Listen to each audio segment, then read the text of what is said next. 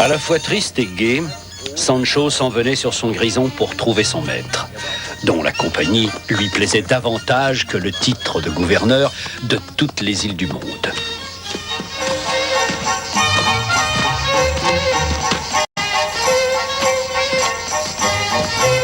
Gelt, bitte, Gelt. Je n'entends point votre langue, pèlerin, mais je suppose que c'est l'aumône que vous voulez. Je n'ai pas grand-chose à vous donner, tâchez de vous contenter de cela. Je vous l'offre de bon cœur. Gelt. Bitte, Gelt, Gelt, Gelt. Je ne comprends pas ce que vous désirez maintenant, bonnes gens. Gelt. Ah, malheureusement, je n'ai point d'argent. Que Dieu vous garde. Allez, mon grison. Que Dieu me vienne en aide, mais qu'est-ce que je vois ici? Oh, Est-il possible que j'ai devant moi en chair et en os mon bon voisin Sancho Panza? Sancho, mon frère, ne prends pas cet air ébahi. Ne reconnais-tu point Ricotte et les Mauresques, le boutiquier de ton village? oh, par tous les diables, comment t'aurais-je reconnu, Ricoté, alors que tu vas affubler d'une barbe et d'un déguisement de polichinelle? Mais dis-moi, comment as-tu osé revenir en Espagne? Tu sais pourtant que si l'on te reconnaît, tu seras en grand danger. Si tu ne me trahis pas, personne ne pourra me reconnaître avec l'accoutrement que je porte. Bien, allons nous reposer dans ce petit bois avec mes compagnons. Ce sont des gens aimables et je te narrerai tout ce qui m'est arrivé depuis que je suis parti de notre village.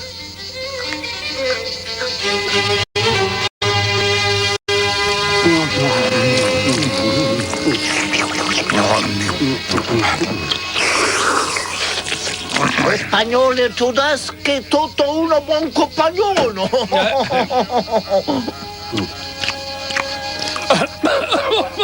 Bon compagnon, Juradi.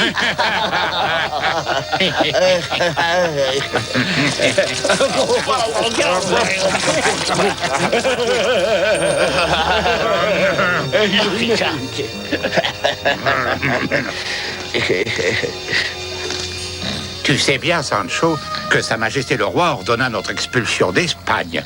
Ainsi, punis de la peine de l'exil, quel que soit l'endroit où nous sommes, nous pleurons encore notre patrie. Et je suis parti pour l'Allemagne où j'ai rencontré ces pèlerins. Ils viennent tous les ans en Espagne pour visiter les lieux saints. Et dans tous les villages, on leur donne à boire et à manger. Et à la fin de leur voyage, ils se retrouvent avec 100 écus chacun. Je suis revenu avec la ferme intention de récupérer le trésor que j'ai enterré dans un lieu secret et sûr, en dehors de notre village. Quand je l'aurai retrouvé, je ferai en sorte que ma femme et ma fille qui sont à Alger me rejoignent en Allemagne. Et si tu acceptes de m'aider à récupérer mon trésor, je suis disposé à te donner 200 écus pour subvenir à tes nécessités. Je suis pauvre, mais point cupide. Et jamais je ne trahirai mon roi en favorisant ses ennemis. Je n'irai pas avec toi, même si tu voulais me donner 400 écus. Pour l'heure, je te conseille de te contenter de mon silence et de me laisser partir avant que la nuit ne tombe. Je voudrais arriver à l'endroit où se trouve mon maître Don Quichotte. Que Dieu soit avec toi, frère Sancho. Voici que mes compagnons s'agitent. Il est l'heure que nous continuions notre chemin.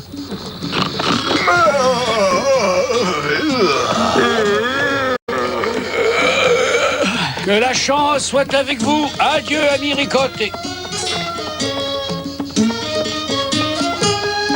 Allez, mon grison, une eau.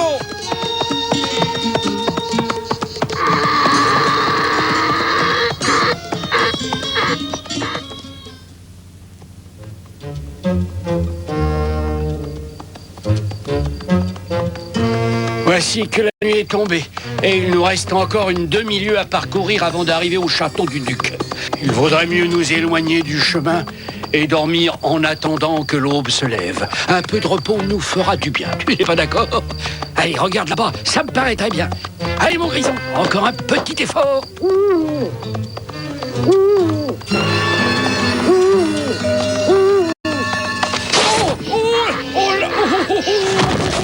Au secours!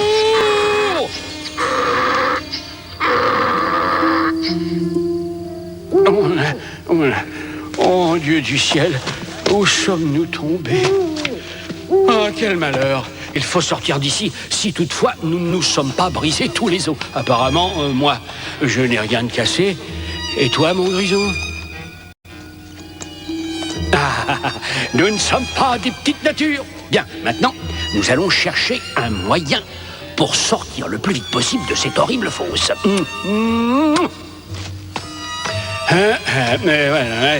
Oh là, oh, c'est affreux. Ces parois sont d'un lys. Et sans la moindre aspérité, nous ne pourrons point sortir d'ici. Ah, mais qu'est-ce qui se passe? Oh, des rats! Au secours!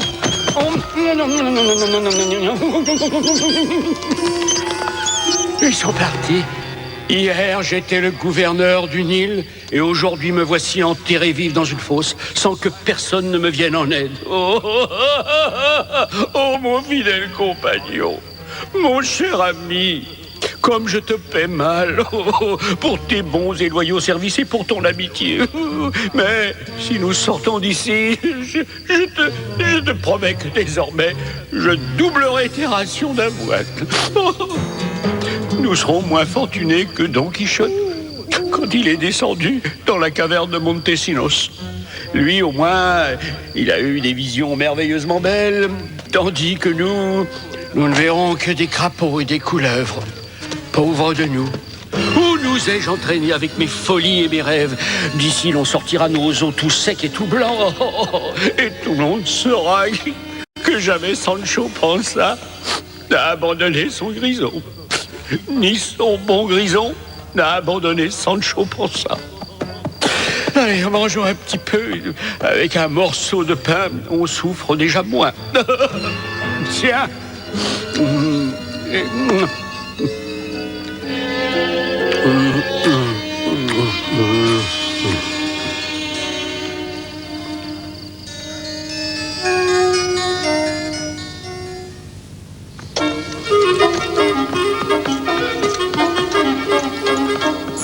Don Quichotte, désireux de mettre un terme à son oisiveté au château, prit congé du duc et de la duchesse et prit le chemin de l'île de Baratavia.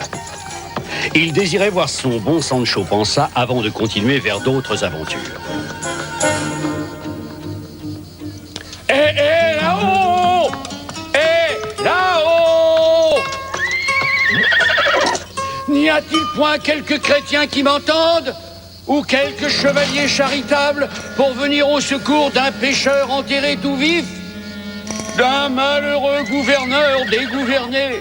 Et là-haut! Oh, au secours! Qui est donc au fond de cette fosse et qui se plaint de la sorte? Mais qui pourrait se plaindre si ce n'est l'infortunissime Sancho Panza, le gouverneur de l'île de Baratavia, écuyer du célèbre et valeureux chevalier errant Don Quichotte de la Mancha. Si tu es une âme en peine, dis-moi ce que je peux faire pour toi, puisque j'ai pour profession d'aider les pauvres et les nécessiteux de ce monde, et je pense pouvoir secourir tout pareil les nécessiteux de l'autre monde. S'il en est vraiment ainsi, votre grâce doit être mon bon seigneur Don Quichotte de la Mancha. Je suis Don Quichotte, en effet. Dis-moi maintenant si tu es bien mon écuyer Sancho Panza, et si tu es mort ou vif.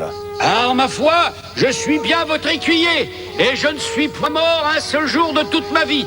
La nuit dernière, je suis tombé dans ce trou, et mon pauvre grison avec moi. Il pourra d'ailleurs en témoigner, car il est ici. Fameux témoin que voici, le braiement de ton grison reconnaît parfaitement. Et c'est bien ta voix que j'entends, Sancho. Je vais te sortir de cette fosse, où tes péchés t'ont sans nul doute fait tomber. Hâtez-vous, je ne peux plus supporter d'être enterré vivant. Je suis sur le point de mourir de peur. Oh non! Je n'arrive pas à l'atteindre. Je n'y arrive toujours pas. Ah! Oh, merci mon bon grison. Maintenant, nous sommes sauvés. Oui, nous sommes sauvés. Ah! Oh! Oh là là! Oh! Ah! Sancho Panza se remit doucement de sa frayeur. Ensuite, par le menu, il narra à Don Quichotte les aventures et les mésaventures qui lui étaient arrivées durant son gouvernement de l'île de Baratavia. Il lui expliqua comment et pourquoi il avait renoncé à la lourde charge de gouverneur et qu'il revenait au château ducal pour l'y retrouver, car servir le chevalier était ce qu'il désirait par-dessus toute autre chose.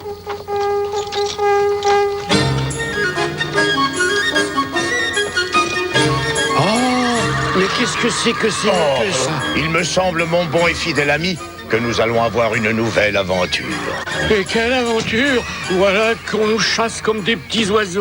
Que vienne l'heure de ma mort si les enchanteurs qui me persécutent ne veulent pas m'enchevêtrer dans ces filets pour arrêter mon chemin. Mais si ces filets étaient faits de durs diamants à la place de ce filet noir, je les briserais aussi aisément que des joncs marins. Arrêtez, monsieur le chevalier, arrêtez, ne déchirez point nos filets. Nous les avons ainsi tendus pour notre passe-temps et non pour vous faire du mal.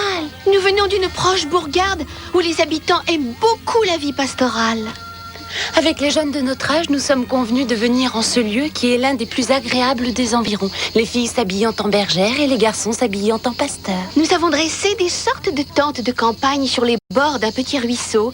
Nous chantons, dansons et récitons des poésies. Nous avons tendu ces filets entre les arbres pour attraper les petits oiseaux. Nous comptions jouer avec eux et ensuite leur rendre leur liberté. Si vous désirez être nos invités, vous serez les bienvenus. Mais sachez qu'en ce lieu ne doivent entrer ni l'ennui ni la mélancolie. Fort ému je suis de pouvoir admirer votre jeune beauté. Je loue vos passe-temps et vous remercie de votre aimable et courtoise invitation. Si je puis vous servir, veuillez me le dire, car la profession que j'exerce veut que je sois reconnaissant et bienfaiteur. Celui qui vous dit cela est Don Quichotte de la Mancha, si tant est que ce nom soit parvenu jusqu'à vos oreilles. Ah, mon ami, quel grand bonheur nous est accordé. Vois-tu le gentilhomme qui se tient devant nous? C'est le plus courageux et le plus amoureux du monde entier. J'ai déjà lu ses exploits. Oyez, oyez, vous les chevaliers, vous les écuyers, vous gens qui à pied ou bien à cheval par les chemins passés, et sachez que Don Quichotte de la Mancha est ici pour soutenir que ces demoiselles sont les plus ravissantes et les plus courtoises du monde, mis à part bien évidemment ma noble, douce et sans pareille dame Dulcinée du Toboso. Oh! Si d'aventure quelqu'un ose penser le contraire, qu'il vienne jusque à moi, je l'attends.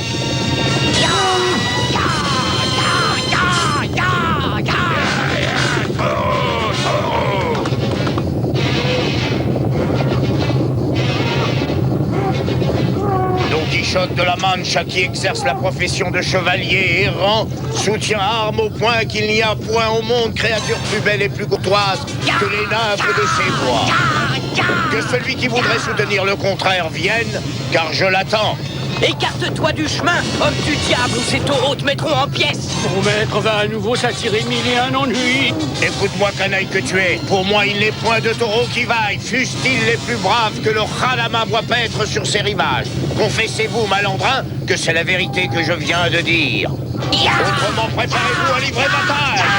Espèce de fou, écartez-vous et vite. Mon maître, arrêtez, je vous en conjure. Oh là là, prenez garde à vous.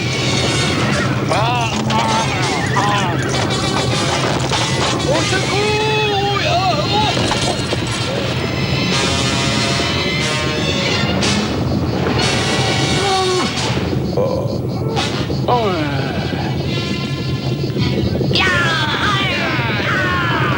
Jamais je n'ai vu pareil fou. Revenez, ne fuyez point ainsi, malandrin, vil canaille. Je suis seul, je vous attends, venez vous battre. Pourquoi fuyez-vous? Vous n'êtes que des lâches, des poules mouillées, d'ignobles individus.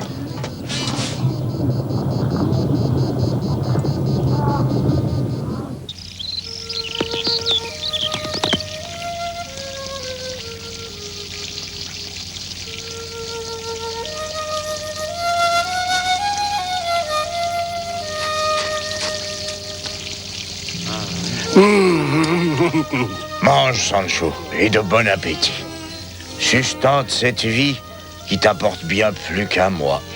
Je suis né pour vivre une mort continuelle, et toi prends garde, c'est de trop manger que tu mourras.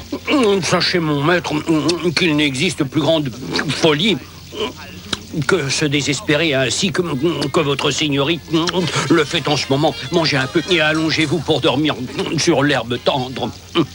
Vous verrez, quand vous vous réveillerez demain, comme vous vous sentirez bien.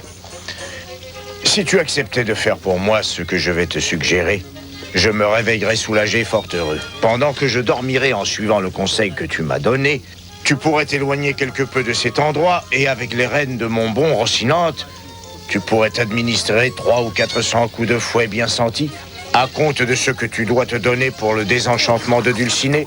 C'est grand dommage qu'une dame de son rang reste enchantée à cause de ta négligence. Il y aurait trop à dire là-dessus. Et il vaut mieux dormir pour l'heure. Votre grâce ne sait donc point que se donner des coups de fouet de sang-froid est chose horrible et cruelle. Et qui plus est, si les coups sont administrés sur un corps qui est mal entretenu et fort mal nourri. Prenez patience, dame Dulcinée. Quand vous vous y attendrez le moins, vous me verrez criblé de coups. Laisse-moi te dire que je suis profondément reconnaissant de tes bonnes intentions. De l'espoir de les voir accomplir, je saurais me contenter pour l'heure. Oh.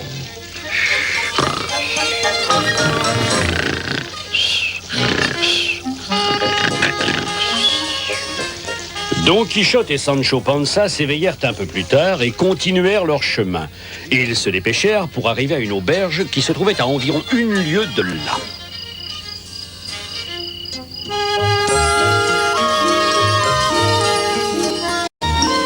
Sancho demanda à l'aubergiste « Que nous proposez-vous pour dîner ?»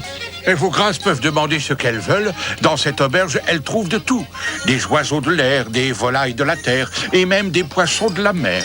Nous n'avons point besoin de temps. Enfin, si vous nous faites rôtir 2 jeunes poulets bien dodus, ce sera amplement suffisant. Mais je n'ai plus, hélas, de poulets depuis que les renards me les ont tous emportés. Ah, je suis sûr et certain que vous ne manquez ni de veaux ni d'agneaux. Je n'en ai point aujourd'hui, parce que je les ai terminés. Mais la semaine prochaine, j'en aurai à volonté.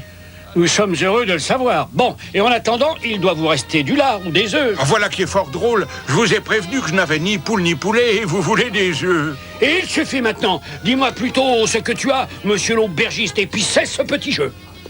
J'ai 2 pieds de vache ou 2 pieds de veau, accompagnés de pois chiches, d'oignons et de lard, qui semblent dire « Mangez-moi, mangez-moi ». Eh bien, pour moi, ils seront. Et que personne n'y touche, puisque mieux que quiconque, je saurai les savourer et les apprécier. Je vous les réserve tout de suite.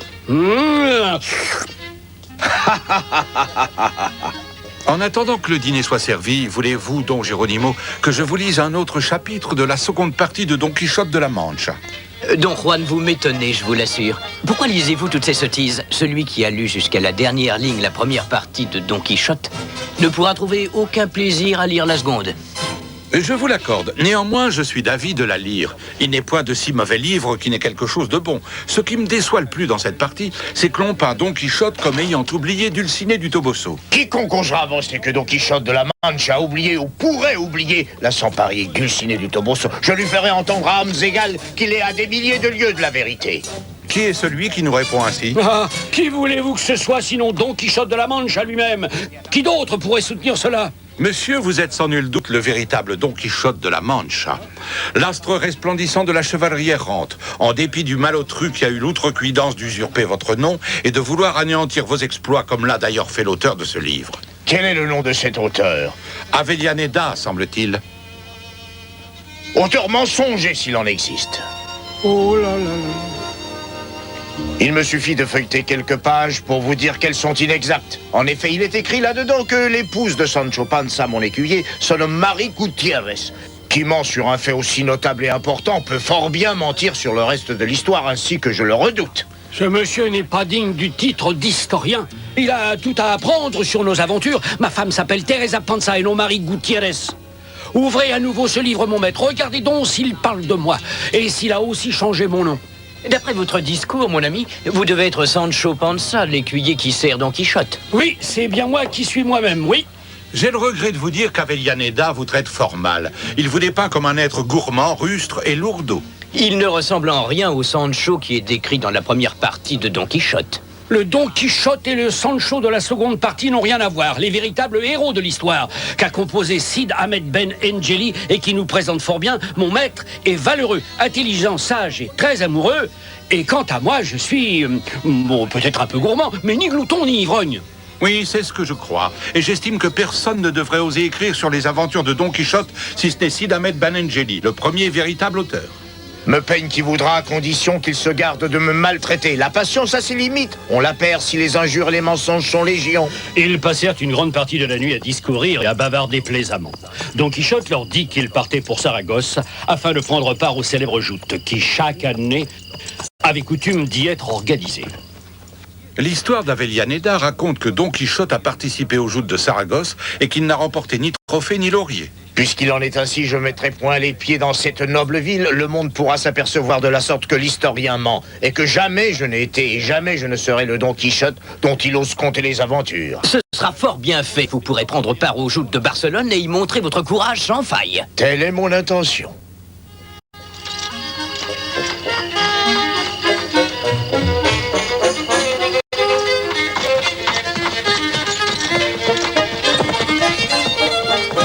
À Barcelone, mon bon Sancho.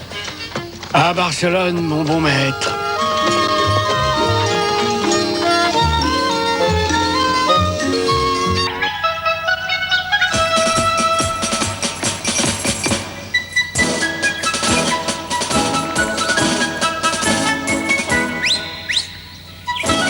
Don Quichotte demeura 3 jours avec Roque et Guinard.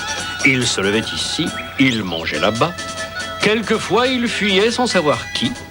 D'autres fois, ils s'arrêtaient de longues heures sans savoir qui ils attendaient. Ils dormaient debout, ils interrompaient leur sommeil pour aller d'un endroit à un autre. Partout, ils plaçaient des espions et des sentinelles. Roque passait toutes ses nuits éloigné des siens. Parce que les édits que le vice-roi de Barcelone avait promulgués contre sa vie le remplissaient de crainte et d'inquiétude. Il ne se fiait à personne et redoutait que ses compagnons ne portent atteinte à sa vie ou ne le livrent à la justice. Enfin, par des chemins peu fréquentés, par des sentiers couverts, Roque, Don Quichotte et Sancho partirent pour Barcelone.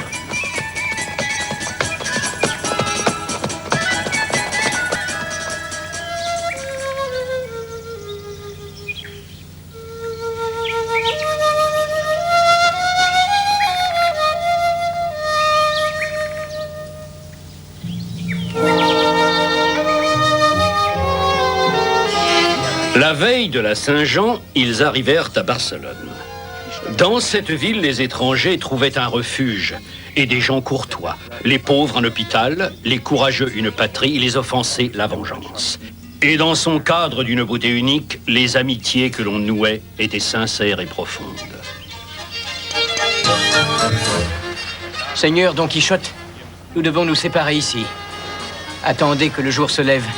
Un bon ami qui est déjà prévenu viendra vous chercher. Et vous serez ses invités. Je vous suis infiniment reconnaissant de ce que vous avez fait pour moi et mon écuyer, Seigneur Roque. Peut-être un jour nous reverrons-nous. J'espère que notre prochaine rencontre sera plus heureuse que ces adieux. Qu'il en soit ainsi et que Dieu protège votre grâce. Prenez ces 10 écus, mon bon Sancho. Puisse-t-il vous aider dans toutes vos œuvres. Maintenant, adieu. Et puisse la fortune toujours vous sourire. C'est là ce que je vous souhaite, Seigneur Roque.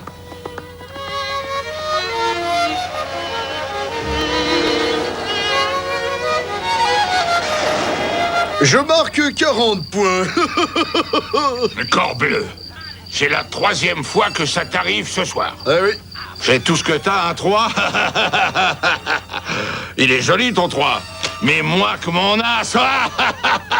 Mais rira bien qui rira le dernier. Et seul peut se consoler celui qui le veut.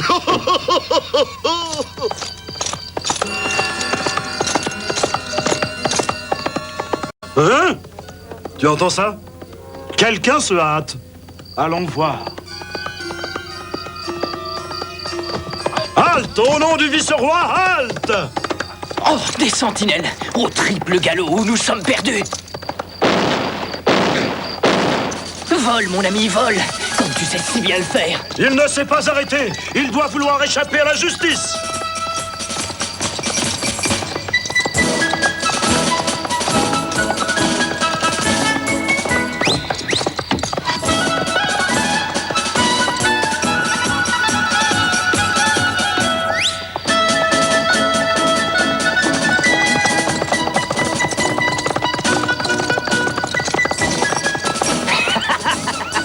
Je les ai bernés comme d'habitude.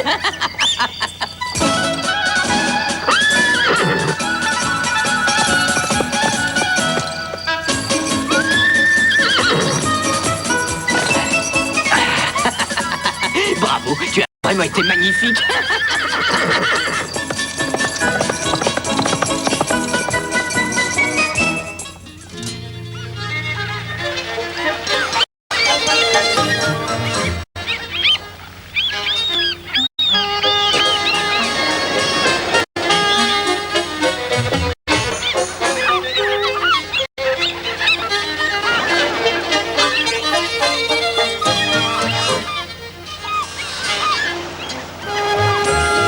Oh maître, la mer est fort large et spacieuse, et beaucoup plus grande que les lagunes de Ruidera.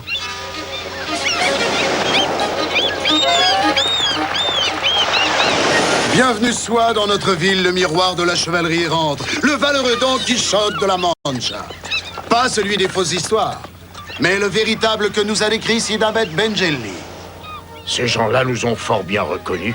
Je gage Sancho qu'ils ont lu notre histoire. Que votre grâce veuille bien m'accompagner. Je suis Don Antonio Moreno, grand ami de Roque Guinard. Emmenez-moi, il vous plaira, car je suis désormais à votre service.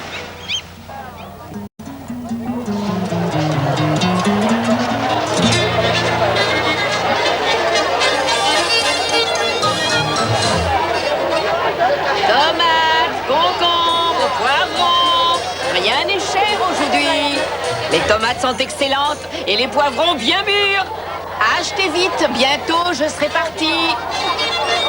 Regardez, mes tomates sont les meilleures de la place. Venez admirer mes citrouilles. Dans tout le royaume, il n'y en a pas de plus belle. Croyez-moi, madame, dans toute l'Espagne, vous ne trouverez de meilleures citrouilles. J'ai presque de la peine à vous la vendre. Ça fait ma fierté, une telle merveille. Oh, que faites-vous avec mes tomates? Sacripant, canaille, malandrin, justice, qu'on me fasse justice, on me vole ma marchandise, oh, fief et voleur. Oh, oh. Regarde, la grosse est tombée.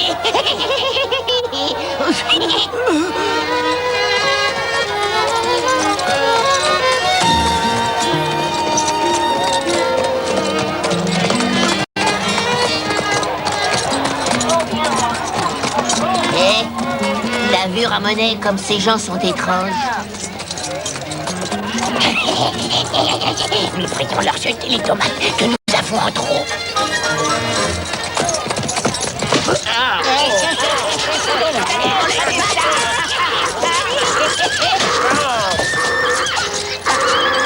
Garnement, fripouille, sacripant, insolent, malotru, vaurien, scélérat, Du calme, Rocinante, du calme. Ne te laisse pas impressionner par ces morveux. Oh, oh, secours! Oh là là, Pourchassez ces deux coquins. Allez, attrapez-les-moi. Ils méritent que je leur donne une bonne leçon. Tu ne nous attraperas pas. C'est bien fait pour toi.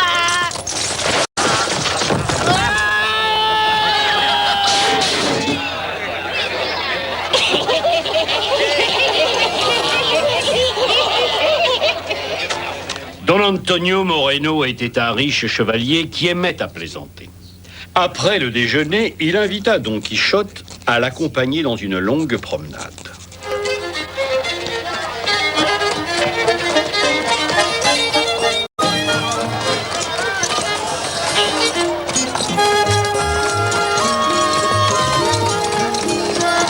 Oh, regarde, c'est Don Quichotte de la Manche. Salut à toi, Don Quichotte de la Manche. C'est Don Quichotte de la Manche. C'est Don Quichotte? Ah oui, c'est Don Quichotte. Don Quichotte, Don Quichotte, Don Quichotte. Grands sont les privilèges qu'offre la chevalerie errante, puisqu'elle rend célèbre et fameux celui qui en fait sa profession. Avez-vous vu, Seigneur Don Antonio? Bien qu'ils ne m'aient encore jamais vu, les enfants de cette ville me reconnaissent. Ils le connaissent parce qu'ils lisent l'écriteau que je lui ai collé dans le dos. Seigneur Don Quichotte, la vertu ne peut longtemps demeurer inconnue, surtout celle que l'on acquiert par la profession des armes. Celui-ci est Don Quichotte de la Mancha. Celui-ci est Don Quichotte de la Mancha. Don Quichotte de la Mancha, va-t'en au diable! Comment es-tu arrivé jusqu'ici avec tous les coups qui t'ont caressé les côtes? Pauvre fou que tu es, rentre donc chez toi. Occupe-toi de ta femme, de tes enfants et de ton bien. Et oublie une fois pour toutes ces sottises qui te rongent la cervelle. Frère, il suffit. Suivez donc votre chemin et ne conseillez que celui qu'il demande. Le seigneur Don Quichotte est sage et saint d'esprit. Allez vous faire pendre et n'intervenez plus sans y être invité. Par ma foi, donner des conseils à ce bonhomme, c'est se rebiffer contre l'aiguillon. Néanmoins, cela me peine que le bon entendement que, j'ai ouï dire, il possède sur moult choses, se perde avec sa folie de la chevalerie errante. Plus tard, chez Don Antonio Moreno, eut lieu un événement des plus surprenants. J'aimerais conter à votre grâce une des nouveautés les plus étranges que l'on puisse imaginer. Cette tête, Seigneur Don Quichotte, est l'œuvre d'un des plus grands enchanteurs qu'ait eu le monde. Ce magicien a logé sous mon toit, et pour 1000 écus, je lui ai acheté. Elle répond aux questions qu'on lui pose. Mais écoutez, dis-moi la tête, à quoi est-ce que je pense en ce moment? Je ne me permets pas de juger les pensées des autres. Combien sommes-nous ici? Il y a ta femme, toi, un valeureux et célèbre chevalier appelé Don Quichotte de la Mancha, et son écuyer, qui a pour nom Sancho Panza. Oh, qui parle de moi? J'aimerais savoir si mon époux m'aime ou non. Regarde ce qu'il fait pour toi. Et tu le sauras. Est-ce que se réalisera le désenchantement de Dulcinée du Toboso? Oui, cela prendra du temps, mais Sancho s'administrera les coups de fouet. Et Dulcinée sera désenchantée. Quand ainsi je la verrai, j'aurai d'un coup tout le bonheur auquel j'aspire. Aurais-je un autre gouvernement? Sortirais-je de ma condition d'écuyer? Reverrai-je ma femme et ma fille? Tu auras le gouvernement de ta maison. Si tu y retournes, tu reverras ta femme et ta fille. Et si tu arrêtes de servir, tu cesseras d'être écuyer. Tu te moques de moi? Tout cela, je le sais déjà, sans que tu viennes me le dire. Sot que tu es, que veux-tu qu'elle te réponde? Ne peux-tu te contenter des réponses correspondant à tes questions? Je m'en contenterai si votre grâce le veut ainsi. Malgré tout, je suis resté sur ma faim, car je ne sais rien que je ne savais déjà.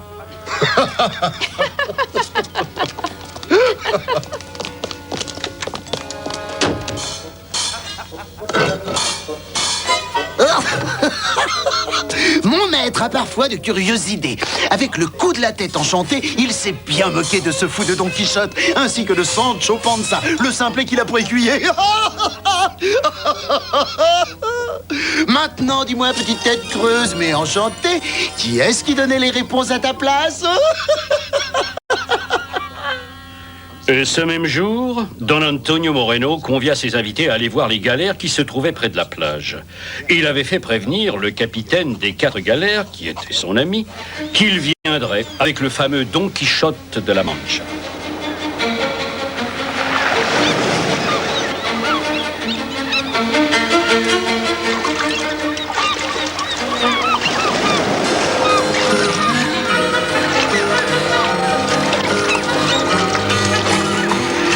Voici l'esquif de la Capitane, avec à son bord le capitaine qui s'est déplacé pour nous accueillir. Au moment où Don Quichotte monta à bord de la chaloupe, le canon de la poupe de la Capitane tira une salve et celui des autres galères en firent autant. Je marquerai ce jour d'une pierre blanche, puisque j'ai eu l'honneur de voir Don Quichotte. Votre grâce renferme en elle toute la valeur et la noblesse de la chevalerie errante. Bienvenue à bord, grassouillet. Tu vas voler. Au secours! On me fait voltiger à moi, Don Quichotte, à moi, mon seigneur, au secours! Aïe, aïe, aïe, oh là, ah non, pas là, ah non, oh, aïe, oh, maudit galérien, mon maître! Dites-moi, monsieur, ces cérémonies se pratiquent-elles communément avec ceux qui viennent visiter les galères? Parce que si d'aventure c'est le cas, je n'ai point l'intention de me soumettre à de semblables exercices. Et je jure devant Dieu que si quelqu'un ose se saisir de moi pour me faire voltiger, je lui extirperai l'âme à coups d'épée. Ouais, mais... Et puis alors...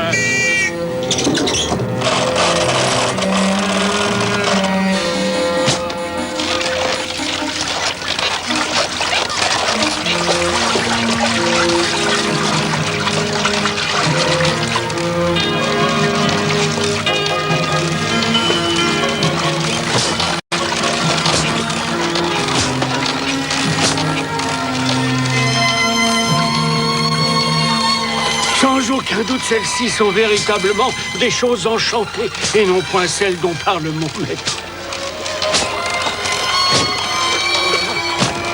Qu'ont pu faire ces pauvres malheureux pour ainsi être fouettés? Et comment se peut-il qu'un seul homme ait l'audace de fouetter la chair de tant de gens?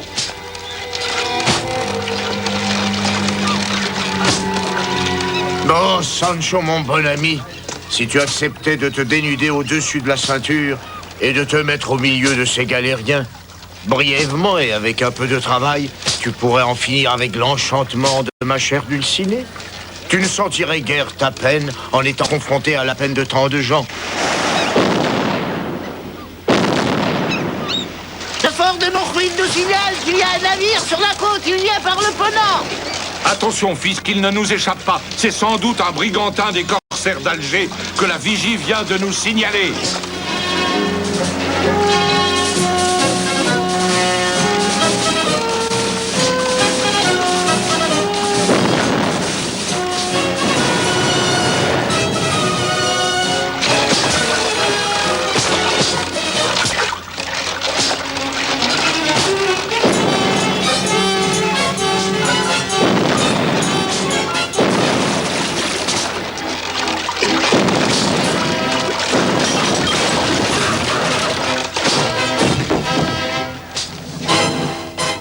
Les galères et le navire captif revinrent à la plage où les attendait le vice-roi lui-même, impatient de savoir ce qu'elle ramenait.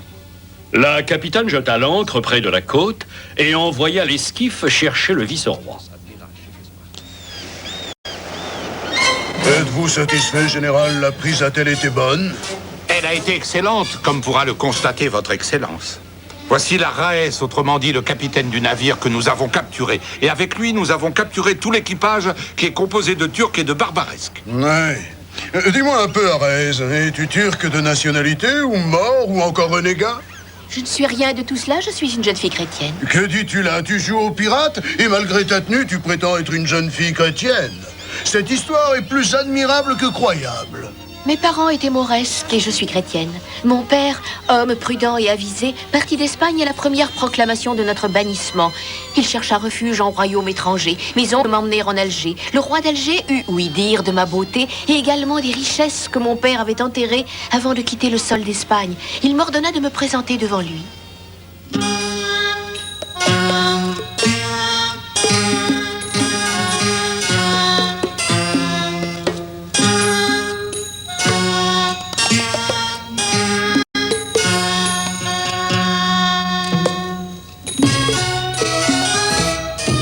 Belle et douce Mauresque, tu vas retourner dans ton ancienne patrie, accompagné de plusieurs de mes hommes les plus fidèles. Tu devrais débarquer en un lieu de la côte avec un renégat. Tu iras dans ton village et vous déterrerez le trésor de ton père. Mais prends garde, le renégat n'hésitera pas à te tuer s'il a envie de prendre de me trahir. Une fois récupéré le trésor et les richesses de ma famille, nous devions, le renégat et moi, attendre sur une plage secrète, le même brigantin qui nous avait emmenés ici et qui devait nous ramener en Alger. Hier soir, nous sommes arrivés sur la plage où vos galères nous ont découverts. Elles nous ont pris parce que, contre mon gré, l'équipage a refusé de se rendre. Oh, Anna Félix, ma fille infortunée, je suis ton père Ricotte et j'allais prendre la mer pour venir te chercher, car je ne peux vivre sans toi. Anna, tu es l'âme de mon âme. Ah, Dieu, c'est bien ricoté. Je le croyais reparti pour l'Allemagne. Oh, mon cher père, comme je suis heureuse d'être à nouveau près de toi. Comment? Ce pèlerin qui est sorti de je ne sais où serait donc votre père? Mais Seigneur, je connais bien Ricoté. Et il vous dit la vérité. En affirmant qu'il est le père d'Anna Félix. Il était boutiquier dans notre village et il a quitté l'Espagne pour obéir à l'édit promulgué par Sa Majesté contre les Mauresques. Je réponds de lui. C'est un homme de bien et aussi un bon Espagnol. Votre Excellence, on m'appelle généralement Ricotte, mais mon vrai nom est Félix. Je suis revenu d'Allemagne déguisé sous les habits de pèlerin pour chercher ma fille et pour déterrer les nombreuses richesses que j'avais pris soin de cacher. Je les ai retrouvées. Et maintenant, je viens de retrouver le plus grand trésor que je possède, ma fille Anna. Soyez miséricordieux avec nous, car jamais nous n'avons eu l'intention ni le désir d'offenser Sa Majesté. Vos larmes m'ont ému, vous avez touché mon cœur. Je vous autorise à vivre en Espagne avec votre fille durant toutes les années que vous concédera le ciel.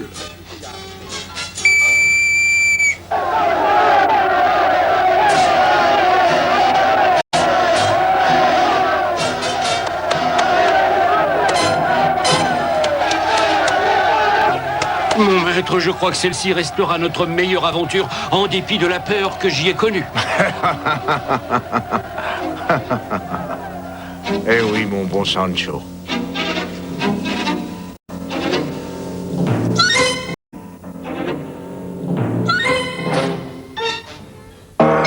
En février, Arte souhaite aux Chinois une bonne année. Qu'elle soit intense comme l'amour du roi et de sa concubine, enivrante comme la chaleur rouge du sorgho, joyeuse comme le vol du cerf-volant bleu, vibrante comme le chant des violons, inoubliable comme les plus belles musiques de film, et sereine comme il se doit. En février, Arte fête la Chine.